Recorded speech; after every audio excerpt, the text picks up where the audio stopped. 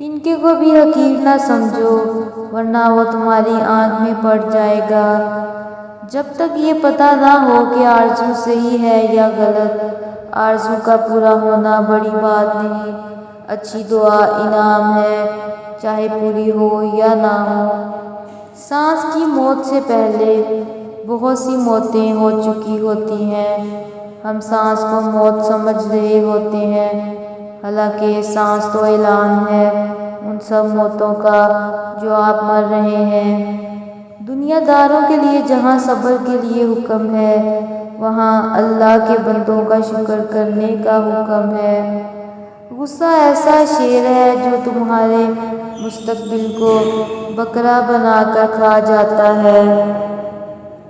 دعا یہ کرو کہ اللہ جو کچھ تو نے دینا ہے مانگے بغیر ہی دے دے، اور جو کچھ تو نے نہیں دینا وہ مانگنے کی توفیق نہ دے۔ سکون آپ کی ذات کے باہر کسی جگہ کا نام نہیں، بلکہ اس کے اندر ہی خوش رہنے کا نام ہے۔ اپنی ہستی سے زیادہ اپنا نام نہ پھیلاؤ ورنہ پریشان ہو جاؤ گے۔ جب موت سے پہلے موت کا مقام سمجھ میں آ جائے تو موت کے بعد ملنے والے انعام موت سے پہلے ملنا شروع ہو جاتے ہیں۔ علم کے لگاؤ کا نشہ عمل سے محروم کر دیتا ہے۔ ایسا نہ ہو کہ تم لائبریری میں زندگی تلاش کرو اور زندگی لائبریری کے دروازے سے باہر نکل جائے۔ میں شکر کرتا ہوں اس انسان کا جس نے مجھے آنسو دیے، کیونکہ یہ آنسو ہی مجھے بارگاہ الہی کی طرف لے گئے۔